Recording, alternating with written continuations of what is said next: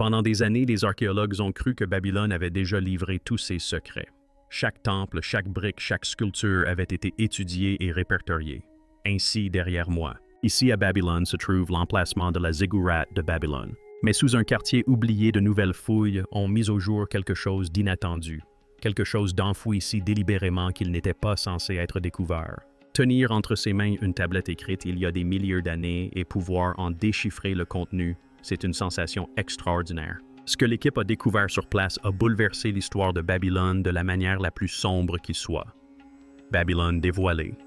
Les 478 artefacts. Les fouilles du site 193 dans le quartier d'Al-Fiyadia à Babylone ont débuté comme une simple mission de sauvetage. Une course contre la montre face à l'urbanisation galopante pour préserver le dernier vestige intact de l'ancienne capitale de Nabuchodonosor avant qu'il ne disparaisse à jamais. De nouveaux projets immobiliers et l'élargissement du réseau routier gagnaient déjà du terrain.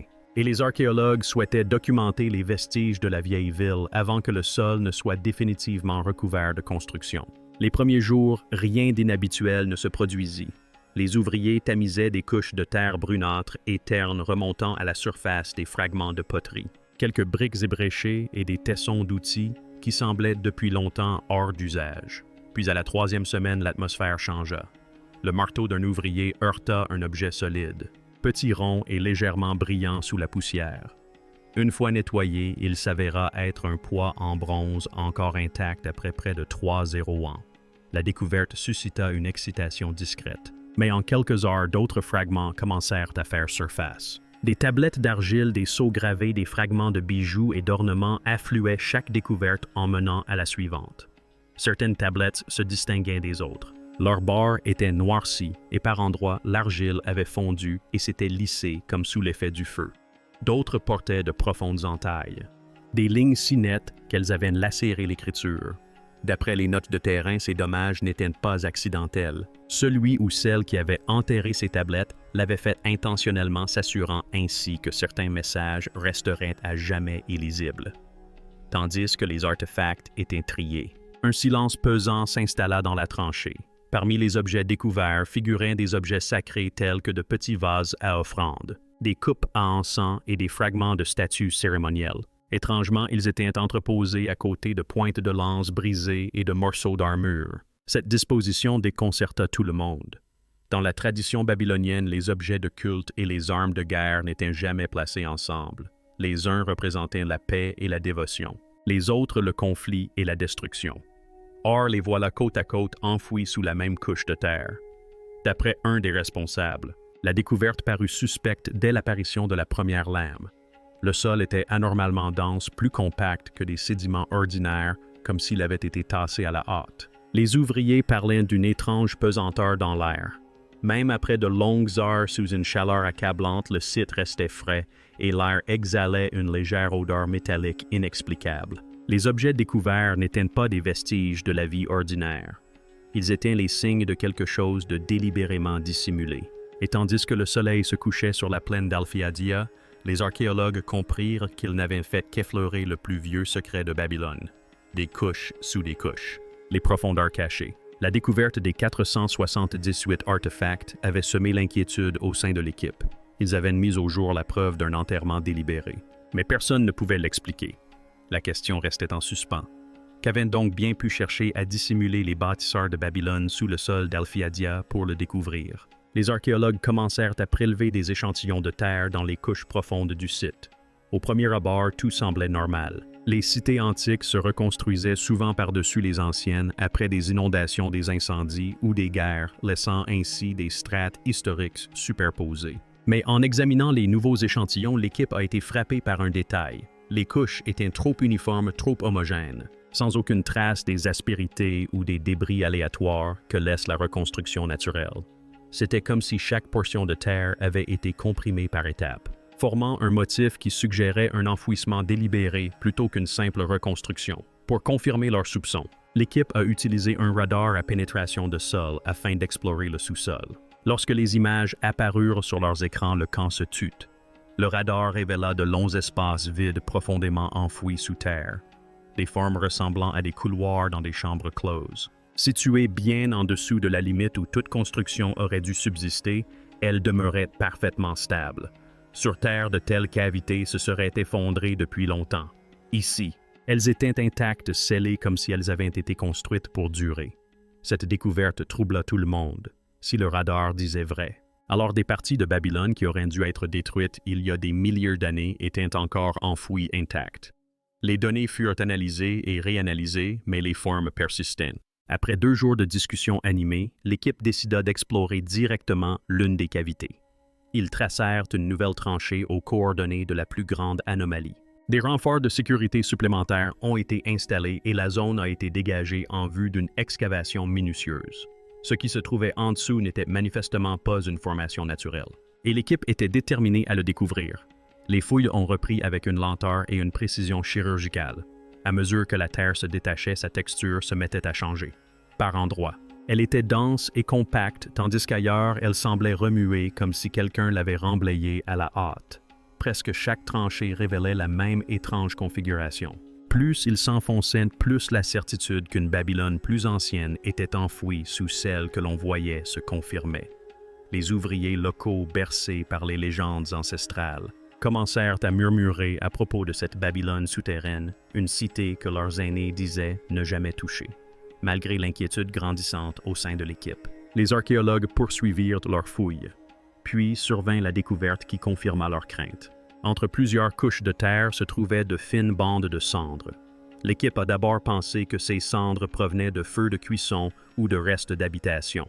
Mais les analyses ont révélé des signes de chaleur extrême bien supérieurs à celles qu'un foyer ou un atelier pourrait produire. Les cendres étaient uniformément réparties, formant des lignes horizontales lisses qui s'étendaient sur plusieurs mètres. Quelqu'un avait délibérément brûlé la terre avant de la recouvrir. Cette découverte changea tout. Certains membres de l'équipe pensèrent que cet incendie pouvait faire partie d'un rituel de purification, un rite accompli pour purifier la terre après une guerre, une épidémie ou un événement terrible. D'autres cependant commencèrent à soupçonner qu'il ne s'agissait pas du tout d'une purification, mais d'une tentative de sceller ou de détruire quelque chose enfoui sous terre. Cette théorie prit de l'ampleur lorsque les archéologues mirent au jour des poutres de bois enfouies profondément dans les couches de terre. Seule leur face inférieure était noircie, la partie supérieure restant intacte. Ce phénomène déconcerta tout le monde. Si le feu avait pris à la surface, la partie supérieure aurait dû être brûlée. Or, il semblait que les flammes provenaient du dessous comme si quelque chose enfoui sous terre avait brûlé pour remonter à la surface. Tandis que l'équipe poursuivait ses fouilles dans l'argile compactée et les couches brûlées, leurs instruments commencèrent à capter de faibles échos. Un silence pesant s'installa dans le camp. Personne ne le dit à voix haute, mais tous comprenaient. Ce qui était enfoui sous Alphiadia avait été scellé intentionnellement et c'était bien le cas. Sur le point de perturber ce que ces bâtisseurs avaient si ardemment protégé des tablettes cryptées et des écrits défigurés. Avant d'atteindre la couche suivante, l'équipe décida de procéder à un nouveau scan. Les instruments détectèrent un amas de formes denses à plusieurs mètres sous la surface. Bien trop uniforme pour être de la roche naturelle. Guidées par ces relevés, elles commencèrent à creuser avec précaution. À mesure que la terre s'amincissait, les premiers contours des formes apparurent. Lorsque la tranchée fut élargie, des objets rectangulaires aux bords lisses et plats émergèrent de la terre. Les archéologues travaillèrent avec précaution armés de pinceaux et de pics en bois jusqu'à ce que le premier fragment se détache. Il s'agissait d'une tablette d'argile. Encore solide après des millénaires, sa surface recouverte de fines lignes d'écriture conformes. D'autres tablettes suivirent, chacune reposant près de la précédente, comme si quelqu'un avait dissimulé des archives entières sous terre. Un bref instant, l'équipe crut avoir mis au jour une simple salle d'archives des listes de marchandises, d'offrandes au temple ou de décrets municipaux. Mais l'enthousiasme fut de courte durée. Certaines tablettes étaient en parfait état tandis que d'autres semblaient mutilées. Des noms et des prières étaient grattés à moitié entaillés avec un objet pointu qui avait laissé de profondes cicatrices dans l'argile. Quelques-unes étaient fendues en deux, leurs inscriptions déchirées. Un fragment portait une prière qui s'interrompait brusquement, le reste du texte étant réduit à néant, d'après un assistant. L'écriture s'était arrêtée si soudainement qu'on eut l'impression que le scribe s'était enfui en plein milieu d'une phrase. La découverte la plus troublante provenait d'une tablette dont les dernières lignes mentionnaient les veilleurs sous le fleuve. Le reste avait été effacé avec une telle violence que la surface était presque lisse. Cette phrase sema la panique parmi les érudits. Certains affirmaient qu'il ne s'agissait que d'une image poétique évoquant les esprits du fleuve. D'autres y voyaient l'indice d'un secret bien plus profond, un rituel ou un culte jadis réprimé et effacé de l'histoire. Les linguistes qui examinèrent ces signes cachés remarquèrent qu'il ne s'agissait pas d'une écriture babylonienne ordinaire. Ils ressemblaient à d'anciennes marques sumériennes des symboles connus depuis des périodes bien plus reculées. Quelques-uns des signes les plus clairs semblaient signifier « lié » et « enfermé ». Les chercheurs divergeaient quant à la véracité de cette interprétation, la qualifiant de simple spéculation, mais même cette possibilité sema le trouble au sein de l'équipe. L'une des archéologues les plus expérimentées écrivit dans son journal que ces tablettes n'avaient peut-être pas été conçues pour préserver l'histoire, mais plutôt pour l'enfouir. Chaque ligne brisée, chaque surface brûlée semblait mettre en garde contre ce qui se cachait en dessous. Les mots effacés ne parlaient plus seulement d'offrandes ou de décrets, ils murmuraient de la peur. Malgré tout, les fouilles se poursuivirent. Sous la couche de tablettes, la terre s'alourdissait et devenait étrangement chaude. Des ruines domestiques au passage secret. Après la découverte des tablettes endommagées, l'équipe décida d'élargir le quadrillage des fouilles afin de déterminer l'origine de la chaleur inhabituelle du sol. Cela les mena à une partie plus calme du site qui avait autrefois fait partie de la zone résidentielle de Babylone. Les pièces y paraissaient ordinaires, des bancs bas, de petits foyers et des fragments de calame qui évoquaient l'atelier d'un scribe. Rien ne semblait anormal jusqu'à ce que l'un des ouvriers remarque une fine fissure traversant le sol. Un léger coup de truelle fit résonner le son comme un écho creux. Le bruit perça la chaleur de l'après-midi et tous se retournèrent. La dalle fut soigneusement cartographiée, puis soulevée morceau par morceau. En contrebas, un étroit escalier en colimaçon plongeait dans l'obscurité. Le premier souffle qui s'éleva d'en bas était froid et métallique. Il piquait les yeux et la gorge, même à travers les masques de protection. D'après les notes de terrain, plusieurs ouvriers reculèrent mal à l'aise face à l'odeur âcre et acide qui imprégnait l'air et qui semblait incongrue pour de la terre enfouie. Ils descendirent lentement un par un, documentant chaque pas. Les parois de la cage d'escalier étaient lisses et taillées avec précision, révélant des marques d'outils nettes, mais aucune décoration ni inscription. Dans l'ancienne Babylone, la plupart des bâtisseurs laissaient une trace, un signe, une phrase écrite, voire une simple bénédiction. Mais ici, il n'y avait rien. Le silence de la pierre troubla les archéologues. Celui qui avait construit ce passage avait pris soin de n'y laisser aucune inscription. Au pied de l'escalier, l'équipe atteignit un étroit couloir qui ne s'ouvrait pas librement. Au lieu de cela, l'ouverture était scellée. Des couches successives de briques de terre crue avaient été disposées selon des motifs géométriques. La construction semblait délibérée, à l'image du couvercle d'un récipient destiné à ne jamais être ouvert. Certains archéologues pensent qu'elle imitait le plafond des genres rituels utilisés pour emprisonner ou protéger leur contenu. La précision de cette construction était sans précédent sur les autres sites domestiques. C'était l'œuvre de bâtisseurs conscients de sceller un objet important, voire dangereux. Lorsque le déblaiement a commencé, les premières couches se sont détachées facilement. Puis l'odeur a changé. Une légère odeur de soufre s'est dégagée, suivie d'une forte odeur de pourriture qui a fait reculer plusieurs membres de l'équipe. À la troisième couche, l'odeur était devenue insupportable. Les travaux ont été interrompus 2 fois pour aérer. Selon le rapport des médecins du chantier, quelques ouvriers ont eu des vertiges et se sont plaints d'oppression thoracique. Une fois l'air purifié, les superviseurs ont fourni des masques respiratoires à tous et ont repris lentement brique par brique. Après quelques mètres, le couloir étanche s'arrêtait devant un mur de terre et de gravier compacté. Il ne s'agissait pas d'un effondrement. Le remblai avait été soigneusement agencé, de grosses pierres placées au fond et de l'argile plus fine tassée par-dessus. Les analyses en laboratoire ont confirmé par la suite ce que l'équipe soupçonnait déjà: le blocage était intentionnel. Il ne s'agissait pas d'un passage effondré, mais d'un espace délibérément comblé et scellé. En dégageant la terre compactée, l'équipe a constaté que sa texture sous leur pinceau changeait. Quelque chose à l'intérieur du remblai reflétait la lumière. Ils ont d'abord cru à une inclusion minérale, mais un examen plus attentif a révélé le contraire. La courbe pâle était un os, petit, lisse et indubitablement humain. La découverte glaça le sang de tous. Pendant quelques instants, le silence se fit. Des ossements à l'intérieur d'un mur, c'était incompréhensible. Plus ils dégageaient, plus des fragments apparaissaient scintillants à travers l'argile compactée. Certains étaient regroupés, d'autres éparpillés comme mêlés au remblai. L'inquiétude gagnait les ouvriers. Certains murmuraient que les briques n'avaient pas été construites pour empêcher les gens d'entrer, mais pour emprisonner quelque chose. Quelle que soit la vérité, le premier espace ouvert au-delà de la barrière n'offrait aucun réconfort. Les fragments pâles éparpillés sur le sol n'étaient pas disposés au hasard. Ils étaient organisés. Ils formaient des lignes droites et des groupes nets agencés avec un soin délibéré, comme si quelqu'un les avait placés là il y a longtemps pour une raison que l'équipe n'était jamais censée découvrir le catalogue osseux, les ensembles de doigts et les regroupements familiaux. Lorsque la dernière paroi d'argile céda la lumière, inonda la chambre et le silence se fit. Le sol pâle et inégal n'était recouvert ni de poussière ni d'artefacts, mais d'ossements des centaines. D'abord, personne ne bougea. L'air était immobile et lourd, imprégné d'une légère odeur de métal et de terre ancienne. On aurait dit que la pièce attendait d'être ouverte. La disposition des ossements était incompréhensible. Ils n'étaient ni des corps éparpillés, ni dispersés par le temps. Ils étaient triés.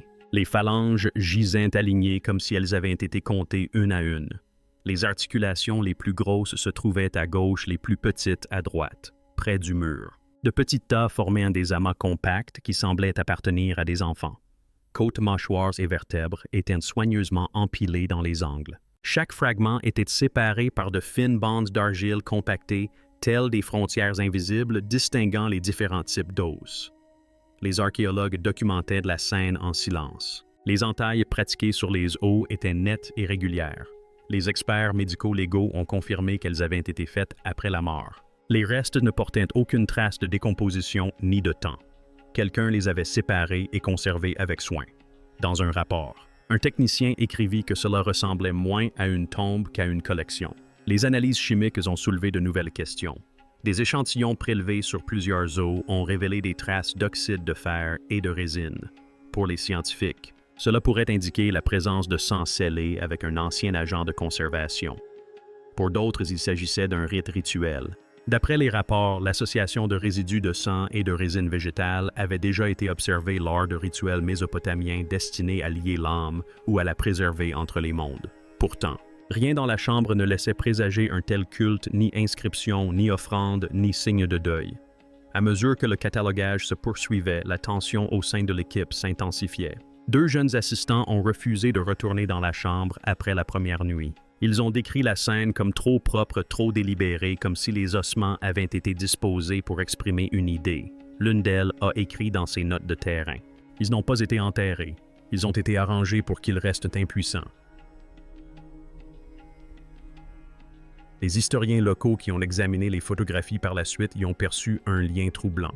Des textes de l'ancienne Mésopotamie mentionnent un rite appelé le désarmement de l'âme, selon lequel les mains des défunts étaient symboliquement séparées pour empêcher leur esprit de revenir. Certains estimaient que la masse d'ossements sous Alfiadia correspondait trop bien à cette pratique oubliée pour être considérée comme une simple coïncidence. À la fin de la semaine, la chambre n'était plus répertoriée comme lieu de sépulture. Dans le rapport de terrain, elle reçut une nouvelle appellation cavité de stockage humain, restes organisés. Le sens était clair. Ces personnes n'avaient pas reçu d'honneur. Elles avaient été enfermées. Lors de l'inspection finale, les ouvriers remarquèrent que le sol sous la couche d'ossements avait commencé à s'assombrir. Sous les projecteurs, une fine pellicule apparut à la surface, réfléchissant faiblement la lumière comme du métal humide. Certains disaient qu'il s'agissait d'humidité provenant des couches plus profondes. D'autres murmuraient que c'était autre chose qui remontait à la surface. Quoi qu'il en soit, cette substance se répandit lentement sur le sol, signe discret que la Terre n'avait pas encore fini de livrer ses secrets. Les flaques silencieuses, les liquides toxiques et l'odeur. Le scintillement apparu sur le sol de la chambre fut d'abord pris pour de l'eau souterraine. Mais lorsque l'équipe tenta de creuser un canal de drainage, leurs pelles s'enfoncèrent dans une argile humide qui luisait étrangement sous la lumière. La surface semblait huileuse, presque vivante, et l'odeur qui s'en dégageait fit reculer tout le monde. Elle était âcre et métallique mêlée à une vilaine trace de soufre qui irritait la gorge. Respirer devint difficile en quelques minutes. On apporta des masques, mais même avec des filtres, l'odeur brûlait le nez et les yeux. Lorsque les lampes furent approchées de la surface, l'équipe découvrit sa découverte. Sous les ossements et l'argile compactée se trouvaient des bassins peu profonds creusés directement dans la roche. Chaque bassin contenait une fine couche de liquide sombre qui reflétait la lumière et arborait des couleurs changeantes, vert, bleu et noir simultanément. Impossible de déterminer sa profondeur. Le liquide ne frémit pas comme l'eau. épais et denses, ils semblaient immobiles comme s'ils répugnaient à être dérangés. Des échantillons furent prélevés avec précaution, à l'aide de gants et de flacons en verre. Au laboratoire de terrain, les résultats arrivèrent quelques heures plus tard. Le liquide contenait des concentrations élevées de mercure, d'arsenic et de composés de plomb.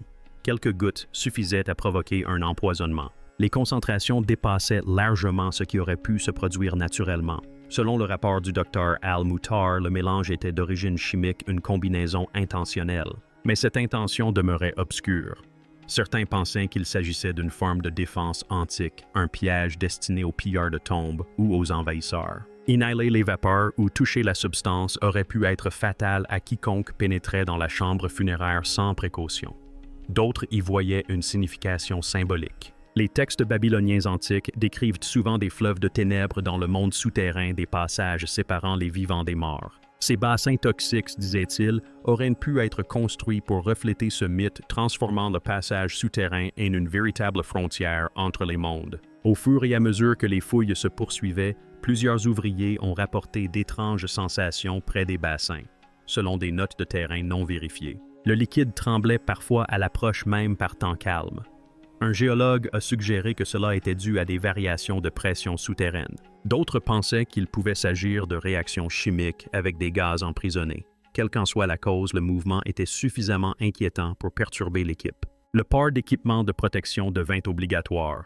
Le bruit des filtres à air emplissait la chambre, mais le silence entre les respirations était encore plus pesant. Personne ne parlait beaucoup en travaillant près des bassins. On avait l'impression que le lieu lui-même résistait à toute intrusion. Le sol était glissant et chaque pas semblait résonner trop fort. Plus l'équipe s'enfonçait, plus elle avait le sentiment que cette partie de Babylone n'avait jamais été conçue pour les vivants. À la fin de la semaine, la zone fut classée comme dangereuse. Seuls quelques spécialistes furent autorisés à pénétrer dans la fosse. Le reste de l'équipe observait depuis la plateforme supérieure tandis que des conteneurs scellés étaient extraits un à un. Le liquide toxique avait transformé le sol en un lieu étrange, plus semblable à un avertissement qu'à une découverte. Et pourtant, ce n'était pas encore fini. Sous le bassin le plus profond, les relevés radars détectèrent un objet solide plus profondément. Une barrière qui semblait trop épaisse pour être de la roche naturelle. Ce qui était scellé sous le mercure et le poison avait été enterré intentionnellement. La suite allait plonger les fouilles dans l'horreur, le caveau de l'horreur. La découverte des bassins toxiques avait déjà ébranlé l'équipe, mais ils savaient que les fouilles ne pouvaient pas s'arrêter là. Sous le bassin chimique, le sol semblait à nouveau creux. L'image radar révélait une masse solide bloquant la chambre la plus profonde. Elle paraissait plus épaisse et plus uniforme que toutes les barrières précédentes. Lorsque les archéologues l'atteignirent, ils constatèrent qu'elle n'était ni en argile ni en briques de terre crue. Elle était constituée de pierres denses lisses et parfaitement étanches sur ses bords. Le mur mesurait près de 2 mètres d'épaisseur. Sa surface était recouverte de gravures inédites à Babylone. Les marques peu profondes étaient pourtant précises, une série répétitive de symboles identiques à ceux trouvés sur les tablettes défigurées des couches supérieures. Les linguistes reconnurent plusieurs glyphes. Leur signification incluait des termes tels que lier, contenir et surveiller. Un fragment de tablette découvert précédemment contenait même une phrase dont le sens prenait désormais une dimension sinistre. Ceux qui reposent sous la rivière ne doivent pas être libérés. Les archéologues hésitèrent à ouvrir la chambre. Mais après des semaines de préparation, l'équipe se décida à procéder. Chaque pierre fut détachée avec précaution. Au moment où la dernière section céda, une bouffée d'air nauséabonde s'en échappa. Épais et lourd, cet air empestait l'ammoniaque et la putréfaction. On enfila rapidement des masques, mais la puanteur s'imprégnait des vêtements et de la peau, d'après le rapport établi cette nuit-là. 2 ouvriers vomirent avant que l'air ne commence à se purifier. Dans le faisceau des premiers rayons du soleil, des formes inexplicables apparurent. Le long des murs se dressaient des squelettes figés dans le temps. Leurs os étaient tordus. Certains les bras repliés dans le dos, d'autres la mâchoire entravée par de fins fils de bronze. Le métal rongé par la corrosion conservait néanmoins sa forme. Ces squelettes n'étaient pas tombés naturellement. Ils avaient été mis en scène. Un examen plus attentif révéla que nombre de restes étaient regroupés en oloves. Dans un coin se trouvait ce qui ressemblait à une cage faite de vertèbres humaines imbriquées en une structure circulaire. À l'intérieur de petites crânes étaient emprisonnés leurs os fusionnés avec une résine sombre qui luisait sous la lumière. Des résidus chimiques sur les parois laissaient supposer la présence du même mélange toxique de mercure et de plomb que celui trouvé à l'étage supérieur. L'air lui-même semblait instable, comme si le respirer trop longtemps était dangereux. Au centre de la chambre forte, une fosse circulaire plongeait dans les ténèbres. Sur son pourtour, le sol était gravé d'une spirale de caractères représentant des kunai. Une fois traduites, les lignes disaient « Ceux qui sont en bas ne doivent jamais se relever ». Les mots tournaient en rond comme un ordre ou une prière répétée à l'infini. La fosse était si profonde que même la lampe la plus puissante ne pouvait en révéler le fond. Certains y voyaient un symbole, d'autres craignaient le contraire. Le silence dans la crypte devint insoutenable. Selon des témoignages non vérifiés, l'archéologue responsable resta immobile plusieurs minutes avant de prendre la parole. Sa voix était à peine audible sur l'enregistrement réalisé ce jour-là. « Ce n'est pas un tombeau, dit-il. C'est un avertissement. » La chambre fut de nouveau scellée peu après. Officiellement, l'équipe de fouilles la qualifia d'espace rituel clos. Officieusement, plusieurs membres refusèrent de retourner sous terre. Certains pensaient que les bâtisseurs de Babylone n'avaient pas cherché à honorer leur mort, mais à emprisonner quelque chose de bien pire. Les traces d'incendie, les bassins toxiques et maintenant les squelettes immobilisés convergeaient vers une seule conclusion. Ce qui était enfoui là avait suffisamment terrifié la cité antique pour que ses habitants le recouvrent de couches successives de terre lors du dépôt des rapports. Quelques pages furent classées confidentielles et soustraites aux archives publiques. D'après une source interne, les dernières notes décrivaient de faibles vibrations qui ont persisté sous la fosse scellée pendant plusieurs minutes après le départ de l'équipe. Aucune explication n'a jamais été fournie. Sous le sol d'Alfiadia, le dernier secret de Babylone a refait surface. Non pas un monument à sa grandeur, mais la preuve que certaines parties de son passé ont été enfouies car elles n'étaient pas destinées à être découvertes. À votre avis, qu'ont réellement mis au jour les archéologues sous Babylone? Un site rituel oublié ou quelque chose de bien plus troublant que les anciens ont tenté de dissimuler? Partagez vos réflexions dans les commentaires. Nous serions ravis de connaître votre théorie.